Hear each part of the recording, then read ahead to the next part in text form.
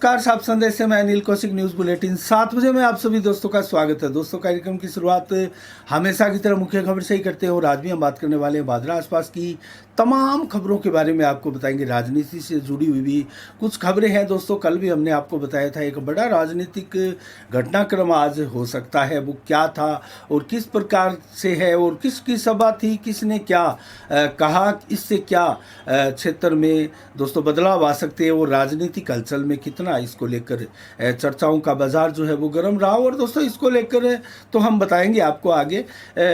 आज शुरुआत करते हैं दोस्तों खबरों की बनाई गांव से। बनाई में आज एक किसान गोष्ठी का आयोजन किया गया। बड़ी संख्या में इसमें किसानों ने भी भाग लिया गया और पशुपालकों ने विशेष तौर से इसमें भाग लिया। और पशुओं से कम लागत में किसान पशु पालक कैसे ज़्यादा उत्पाद जो है वो प्राप्त कर सकते हैं, कम लागत में ज़्यादा उत्पाद कैसे प्राप्त कर सकते हैं, इसको लेकर ये गोष्ठी का आयोजन किया गया था। इसमें धीराफीड से पार्ष डूडी अभिषेक जयप्रकाश पशु सहायक के रूप में और पशुपालकों के रूप में संदीप बुडानिया हो, राजेंद्र कुमार हो, अवा सिंह हो, जय सिंह हो, भूप सिंह हो, अनिल कुमार, मोर सिंह, धर्मपाल, नरेंद्र, भरत सिंह आदि अनेकों किसान पशुपालक इस बैठक में मौजूद रहे। और दोस्तों, विस्तार से उनको जानकारी दी गई। और ऐसी किसान गोष्ठियों में दोस्तों किसानों को भाग लेना चाहिए। इसमें विस्तार से उनको जानकारियां दी जाती है, फसलों के बारे में भी बताया जाता है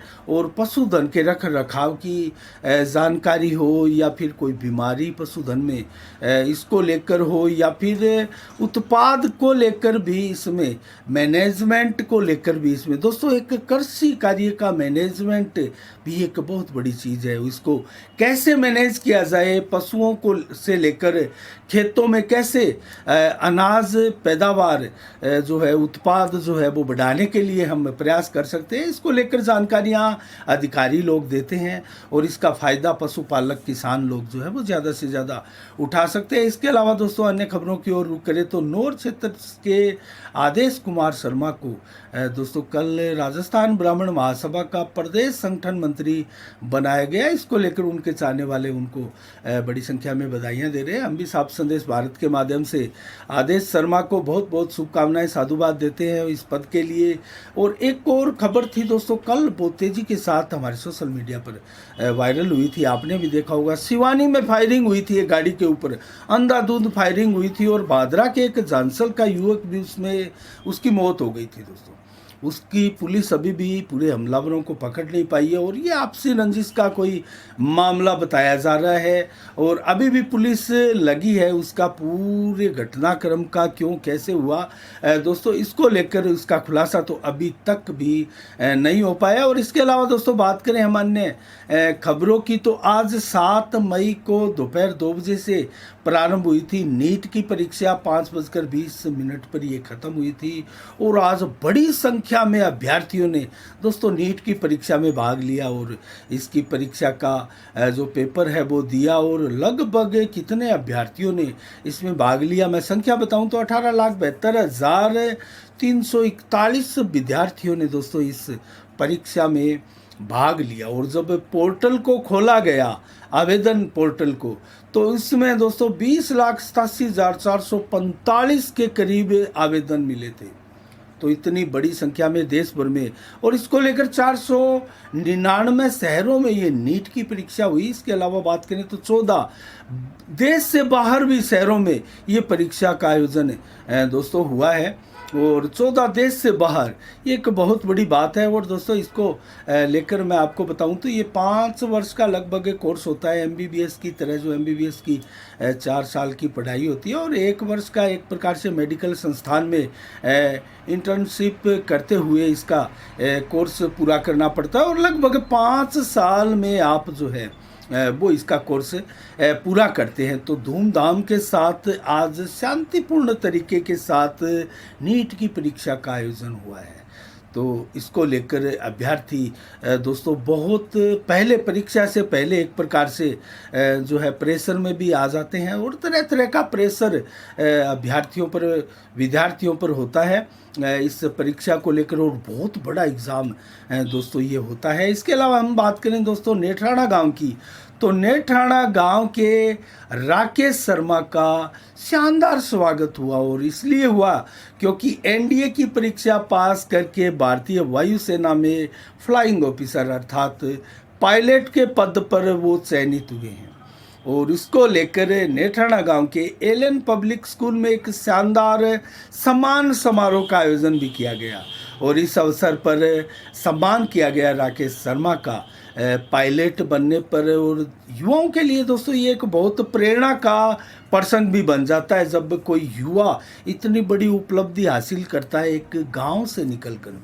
और ऐसे में राकेश शर्मा का कहना है कि वो उनका जो श्रेय इसकी पूरी सफलता का, और किस प्रकार से पढ़ाई का माहौल उनको मिला, शानदार तरीके से घर से उनको किस प्रकार से सपोर्ट मिली, तो वो सारा श्रेय जो है माता पिता भाई और स्कूल के शिक्षकों को देना चाहते हैं। ये बहुत बढ़िया बात है। और दोस्तों लगभग इन्हीं घर के परिवार के सदस्यों का और गुरुजनों का इस मामले में बड़ा योगदान रहता है। दोस्तों एक स्कूल में भी बहुत शानदार वातावरण की आवश्यकता होती है। अगर आप बहुत बड़ी परीक्षा पास करते हो और बहुत बड़े लक्ष्य को आप अगर हासिल करने के लिए शिक्षा के मार्ग पर निकले हैं, तो आपको बहुत अच्छे गुरुजनों का सानिध्य भी ज़रूरी है, घर में वो माहौल भी ज़रूरी है।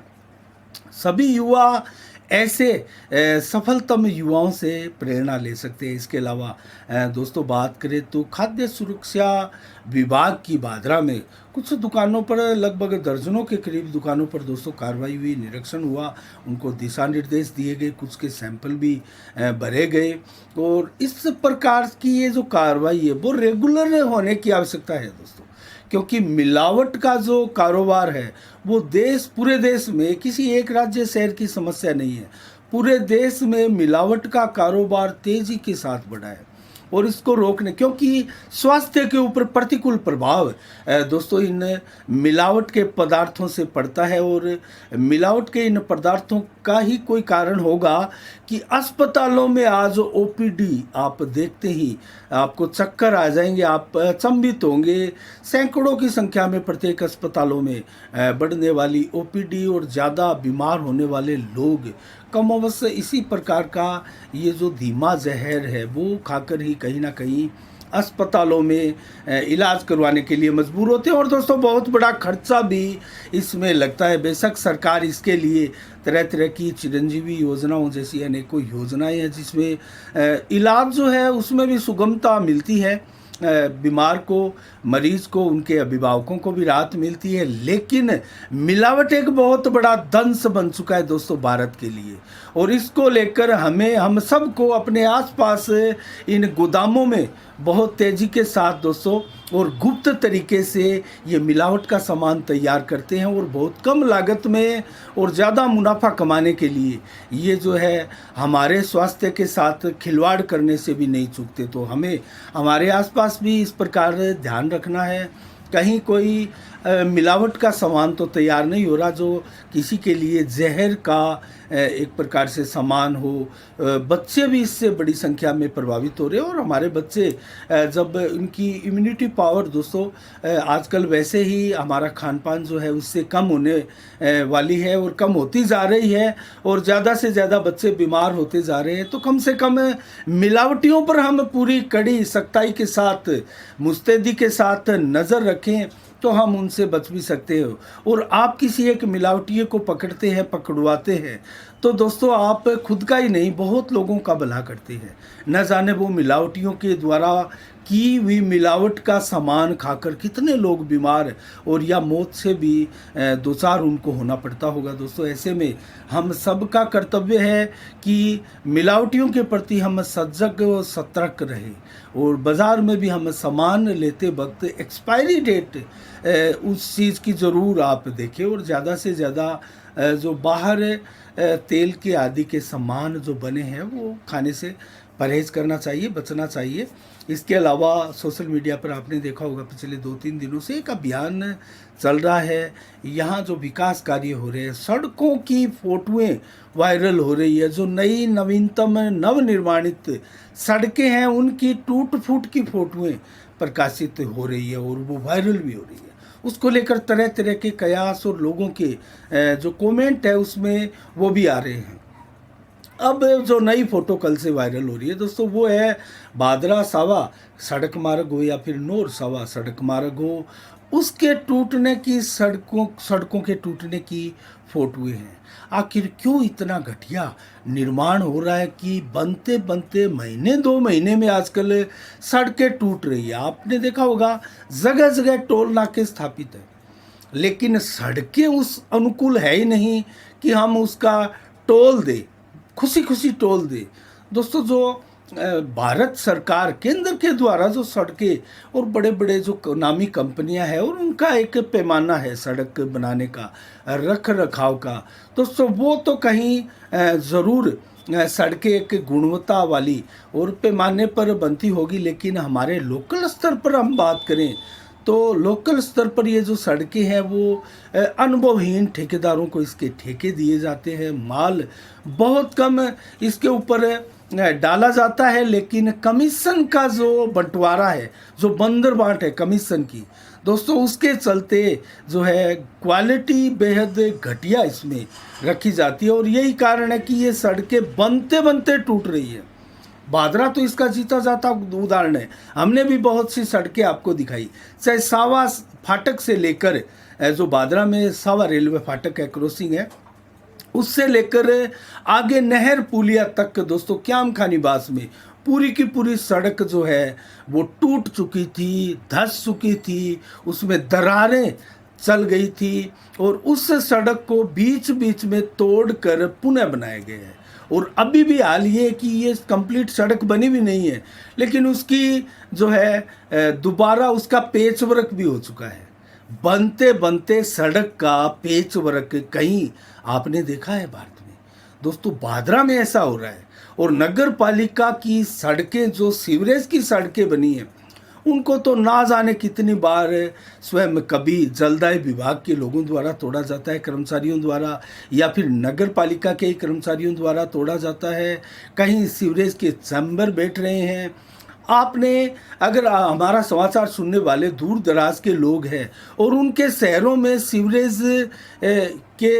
सीवरेज डली हुई है, तो आप कंपैरिजन कीजिएगा। हम जो बार बार समाचार साफ संदेश भारत में दिखाते हैं, कहीं ज़मीन में धंसे हुए 1 फुट से 2 फुट नीचे चैम्बर, और कहीं अवरोधक के रूप में ज़मीन से, सड़क से उठे हुए आधा फुट 1 फुट उठे हुए चैम्बर। दोस्तों, कहीं ऐसा देखा है आपने? एक भी चैम्बर आपको सड़क के लेवल से नहीं मिलेगा। और जहाँ सीवरेज, दोस्तों आप बड़े बड़े शहरों में जाइए जहाँ सीवरेज लाइनें डाली हुई है, पता ही नहीं लगेगा आप वाहन लेकर जा रहे हैं कब सीवरेज का चैम्बर आ गया, क्योंकि उनका जो ग्रेड है, उनका जो सिस्टम है, वो दोस्तों कहीं ना कहीं पैमाने के साथ हुआ है। और भादरा में पता नहीं किन अनाड़ी ठेकेदारों को ये ठेके दिए गए हैं। स्वयं बलवान पूनिया ने कई बार जिक्र किया, 70,000 का धीमी गति से कार्य करने के चलते सीवरेज कंपनी को पनिशमेंट दिया जा चुका है। तो क्या घटिया निर्माण के लिए सीवरेज कंपनी को पनिशमेंट देंगे विधायक बलवान पूनिया? इसको लेकर आवाज़ उठाएंगे विधानसभा में? इसको लेकर नगर पालिका की बैठक में कभी बात करेंगे? हमेशा यहाँ फेवर लेते हुए बलवान पूनिया को देखा गया है। एक बार उनके खिलाफ बोलेंगे, उसके बाद में उसके ऊपर कार्रवाई की बात नहीं करेंगे। और हर नगर पालिका की बैठकें आजकल विधायक बलवान पूनिया के बगैर नहीं हो पा रही है। सीवरेज के चलते शहर का ये हाल हो चुका है। दोस्तों, हम बात तो टूटी फूटी सड़कों की कर रहे थे, आजकल सोशल मीडिया पर वायरल हो रहे हैं, लेकिन शहर के हालत जो है वो बार बार हमें आपको बताना पड़ता है, क्योंकि आए दिन छोटे मोटे हादसे इन सीवरेज सड़कों के चैम्बरों के चलते, सीवरेज की सड़कों के चलते, उनके धंसे हुए गड्ढे बनकर उनसे हादसे होते हैं उनके चलते, और उनके नीचे बड़ी बड़ी सुरंगें। कितने समाचार हमने आपको भादरा की सड़कों के नीचे सुरंगों के दिखाए हैं, वो वैसे ही नहीं दिखाई हैं दोस्तों। हर वार्ड, गली, मोहल्ले में भादरा में ये स्थितियां बनी हुई है। तो क्या एक बहुत बड़ा सवालिया निशान है दोस्तों, क्या ये सीवरेज भादरा में जो डाली जा रही है वो कभी कामयाब होगी? वो कभी इस पोजीशन में होगी कि कस्बे के लोग सुकून की सांस ले कि बहुत शानदार सीवरेज लाइन डली है और कुइयों से हमारा पीछा छूट चुका है, नालियों की दुर्गंध से पीछा छूट चुका है, और गंदगी से पीछा छूट चुका है। कहीं कोई कुइयाँ नहीं धंस रही है। हाँ, अमूमन पहले कभी कभार आपको वार्डों में कुइयों के धंसने के समाचार जरूर आते थे, लेकिन आजकल तो सीवरेज के चैम्बर धंस रहे हैं, सड़कें धंस रही है। मेन रोड भादरा की लीजिए आप, हिसार बस स्टैंड से लेकर रेलवे स्टेशन तक आप जाएंगे तो कम से कम दर्जनों चैम्बर आपको ऊपर और नीचे मिलेंगे, जो कि अवरोधक बने हुए दुर्घटना को आमंत्रण देते हुए आपको प्रतीत होंगे। और हर वाहन चालक दोस्तों उन गड्ढों को बचाकर कट लगाकर निकला है बाजार में। एक छोटा सा सिकुड़ा सा बाजार और उसके पीछे आने वाला साधन अचानक से अगले साधन वाहन का कट जो है वो दोस्तों कहीं ना कहीं संभल नहीं पाता और अपना नियंत्रण खो देता है। ऐसी बहुत सी घटनाएं भादरा के बाजार में हुई है। इसकी जवाबदारी किसकी है? इसकी कौन लेगा जिम्मेवारी? और इन क्या विधायक महोदय को ये गड्ढे खड्डे दिखाई नहीं देते? ये अवरोधक सीवर के दिखाई नहीं देते? एक एक फुट आधा आधा फुट सीवरेज के ढक्कन बैठे हुए हैं, वो दिखाई नहीं देते? सैकड़ों की संख्या में जो चैम्बर के ढक्कन जो है वो टूट चुके हैं, 3-3 4-4 बार 5-5 बार लगा चुके हैं, और सीवरेज अभी पूर्णतया भादरा में प्रारंभ भी नहीं हुई है। तो क्या ये दिखाई नहीं देते? क्या इतनी घटिया क्वालिटी के चैम्बर के ढक्कन बन रहे हैं? ये कंप्लीट करके चले जाएंगे तो इसकी जिम्मेवारी जवाबदारी किसकी होगी? और जो ओवरफ्लो होकर गंदा पानी कस्बे की सड़कों में फैल रहा है, उसके लिए कौन उत्तरदायित्व है? किसका उत्तरदायित्व है? कौन इसकी जिम्मेवारी लेगा? दोस्तों इसके ऊपर आगे भी हम बात करते रहेंगे। दोस्तों अब हम बात करेंगे उस खबर का जिस खबर को लेकर आपको भी इंतजार होगा। दोस्तों जी हाँ, मैं बात कर रहा हूँ दोस्तों नेठाना गांव में आज बजरंग सहारण की एक राजनीतिक सभा हुई। उनकी पहली राजनीतिक सभा थी और इसी के लिए हमने दोस्तों कल आपको बताया था, एक राजनीतिक धमाका कहे या एक बहुत बड़ी राजनीतिक घटना कहे। ये बहुत बड़ी राजनीतिक घटना दोस्तों मैं इसलिए कह रहा हूँ, 2023 में दिसंबर माह में चुनाव होने वाले हैं और उससे पहले कम से कम एक नेता ऐसा है जिसने चुनाव लड़ने की घोषणा कर दी है। उनको टिकट कोई मिले या ना मिले वो हर हाल में चुनाव लड़ने वाले हैं। इसकी घोषणा बजरंग सहारण ने की और बड़ी संख्या में उनकी सभा में लोग भी आए।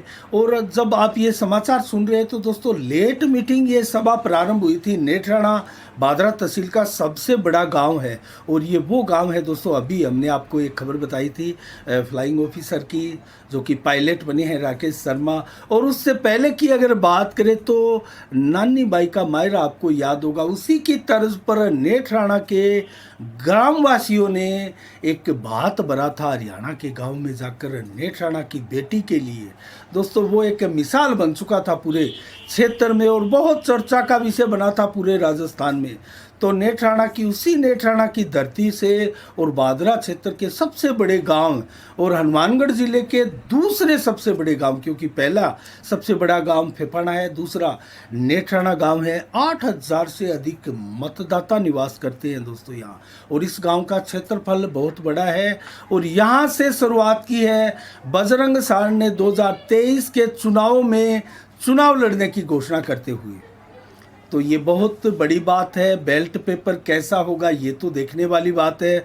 बजरंग सहारण कभी धरना प्रदर्शन, कभी फसल बीमा क्लेम को लेकर सभा मीटिंगें धरना कर रहे थे, लेकिन आज उन्होंने पहली बार विशुद्ध रूप से राजनीतिक सभा की है। और ये पहली राजनीतिक सभा बजरंग सहारण की हम मान सकते हैं। और इसके मायने हम, क्योंकि सभा अभी जारी है, बजरंग सहारण ने संबोधन नहीं किया था, लेकिन जब तक हम समाचार कह रहे हैं आपको तो इसके मायने ज़रूर हम आपको कल विस्तार से बताएंगे। लेकिन वो चुनाव लड़ने की बात कहते हुए इस सभा से आगाज़ कर रहे हैं। और जिस प्रकार से सभा का आयोजन किया गया, वो चुनाव लड़ने की घोषणा इससे करने के लिए ही इस सभा का आयोजन किया है। तो दोस्तों कुल मिला के भादरा क्षेत्र में अब चुनावी तस्वीर जो है वो धीरे धीरे सामने आएगी। और जो चुनाव लड़ने वाले हैं, चाहे कांग्रेस की टिकट हो, चाहे भारतीय जनता पार्टी की टिकट हो या फिर निर्दलीय हो, दोस्तों आरएलडी भी यहाँ से चुनाव लड़ेगी निश्चित रूप से। और भीम आर्मी जो समता समाज पार्टी है वो भी चुनाव लड़ेगी। बहुजन समाज पार्टी का मेंबर भी यहाँ ज़रूर चुनाव लड़ता हुआ आपको प्रतीत होगा। और इसके अलावा अनेक ऐसे लोग भी हैं जो निर्दलीय ही ताल ठोक सकते हैं दोस्तों।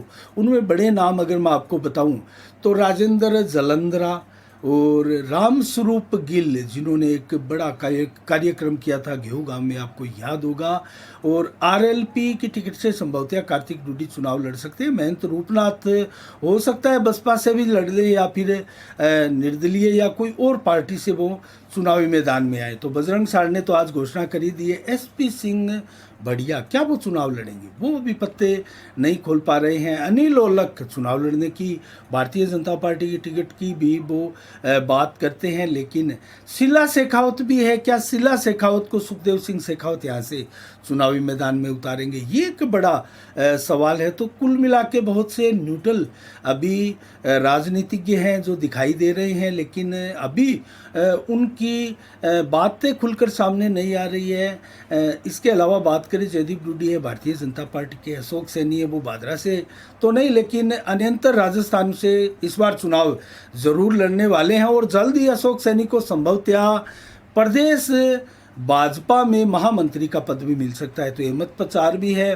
और इसके अलावा दोस्तों अनेक ऐसे, रवि बंसल भी है, अनेक चेहरे हैं जो कांग्रेस के भी अनेक चेहरे हैं। विक्रम सिंह राठौड़ हो, दयानंद बिरवाल, शेर सिंह गोस्वामी, संदीप ढुकिया, शोभा सिंह डूडी हो या फिर सतपाल नेहरा हो। सतपाल नेहरा भी एक बड़ा यहाँ अभियान शुरू करने वाले हैं और सतपाल नेहरा की तरफ से दोस्तों एक बड़ा मूवमेंट देखा जाएगा आने वाले दिनों में। वो क्या होगा हम आपको बताएंगे। महेंद्र गुर्जर है, गीता कसमा है, डॉक्टर सुरेश चौधरी वो फिलहाल शांत बैठे हैं। शेर सिंह बेनीवाल, अजीत बेनीवाल, रविंद्र मोटसरा आदि अनेकों ऐसे नेता हैं, बलवान फगेड़िया, बलवान पूनिया, सुखदेव सिंह शेखावत, करीब करीब 30 के करीब ऐसे नेता भादरा में वर्तमान में है। लेकिन बैलेट पेपर पर जब वो चुनावी मैदान में कूदेंगे तो संभवतः 10 या 12 या 13 नाम हो सकते हैं, मैक्सिमम 15 नाम हो सकते हैं, लेकिन वर्तमान में 30 नेता से अधिक दिखाई दे रहे हैं। तो आज के लिए दोस्तों इतना ही। 7 मई को आज क्या विशेष दिवस है इसके बारे में विस्तार से बता। आज रविंद्रनाथ टैगोर का जन्म दिवस है दोस्तों। कहानीकार, नाटककार, निबंधकार, गीतकार, संगीतकार और महान कवि भारत के रविंद्रनाथ टैगोर रहे हैं। बहुत सुलझे हुए जुझारू व्यक्तित्व के धनी थे। महान बांग्ला कवि उनको मानते हैं। कोलकाता में उनका आज ही के दिन 1861 में जन्म हुआ था। और दोस्तों इसके अलावा प्रथम वो ऐसे व्यक्ति है जो एशियाई है जो नोबेल पुरस्कार प्राप्त करने वाले थे। इसके अलावा विश्व एथलेटिक दिवस आज के दिन मनाया जाता है। और आज एक और महान शख्स का जन्म दिवस है दोस्तों, भारतीय और ऐसे एक संस्कृतज्ञ जो कि विद्वान पंडित पांडुरंग वामन काणे के नाम से, उनका भी 1880 में आज के दिन जन्म हुआ। बहुत महान संस्कृतज्ञ वो रहे हैं।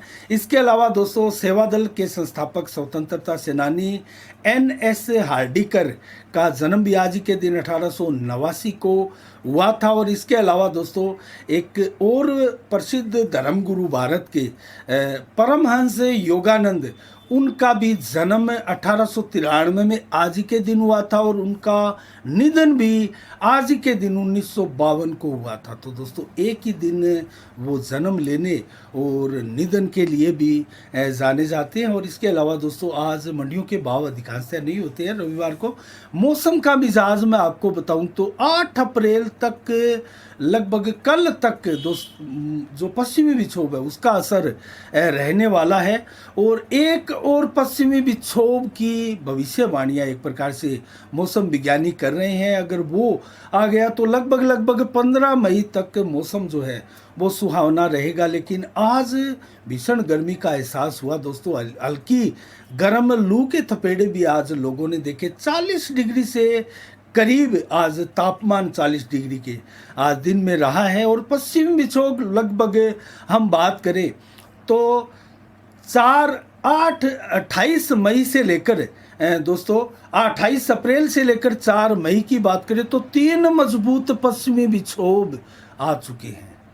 और अगर हम बात करें अप्रैल में, तो अप्रैल महीने में 5 पश्चिमी विक्षोभ आए थे, जिसके चलते पूरा अप्रैल किसी सर्दी के विंटर के मौसम की तरह गुजरा था। अप्रैल ना होकर कहीं दोस्तों सर्दियों का ही एक माह प्रतीत हुआ था। और यही हाल लगभग मई आदि जाने को आज 7 मई हो चुकी है और अभी तक 40 डिग्री के करीब ही है टेम्परेचर, जबकि मई की लू गर्मी 47, 28, 48 डिग्री का टेम्परेचर आपको याद होगा, तो वो टेम्परेचर कहीं अभी तक देखने को नहीं आया है। और एक और पश्चिमी विक्षोभ आ सकता है और बंगाल की खाड़ी में आज एक और तूफान का आगाज दोस्तों होने जा रहा है, जिसका नाम मोचा है। और महान वैज्ञानिक जो है मौसम विज्ञानी उस तूफान के उठने की भविष्यवाणी कर चुके हैं और आसपास कई राज्यों में इसको लेकर अलर्ट भी किया गया है। लगभग 18 जिलों में भी अलर्ट इस तूफान को लेकर किया गया है। तो इस तूफान का असर भी शेष भारत में और उत्तर भारत में हो सकता है, तो कितना होगा ये भी देखने वाली बात है। और इसके अलावा बात करें तो आज लगभग 40 डिग्री के करीब मौसम रहा। 7 से 29 किलोमीटर की रफ्तार से हवाएं चली। बादल आज बिल्कुल नहीं थे, लगभग मौसम साफ था और रात्रि को भी लगभग मौसम साफ रहेगा। 8 मई को कल कैसा रहेगा मौसम का मिजाज? 26 से 37 डिग्री टेम्परेचर दिन में रहेगा, जबकि 39 से 40 डिग्री टेम्परेचर कल भी रहने वाला है। और 32 से 37 देर शाम को और 11 से 32 किलोमीटर की रफ्तार से हवाएं चलेगी दोस्तों। बादल मात्र 0% से 5, 7, 10% ही बादल रहेंगे। रात्रि को भी कल आसमान साफ रहेगा। 27 से 31 डिग्री टेम्परेचर देर रात्रि 12 बजे तक रहेगा। और ये रहा दोस्तों मौसम का मिजाज, आज के मुख्य समाचार। कल ठीक शाम 7 बजे फिर आपसे रूबरू होंगे नई खबरों के साथ, नई समीक्षा के साथ। तब तक के लिए आप अपना बहुत बहुत ख्याल रखिएगा। मुझे दीजिएगा इजाज़त। साफ संदेश से मैं अनिल कौशिक। नमस्कार। जय भारत, जय जय राजस्थान।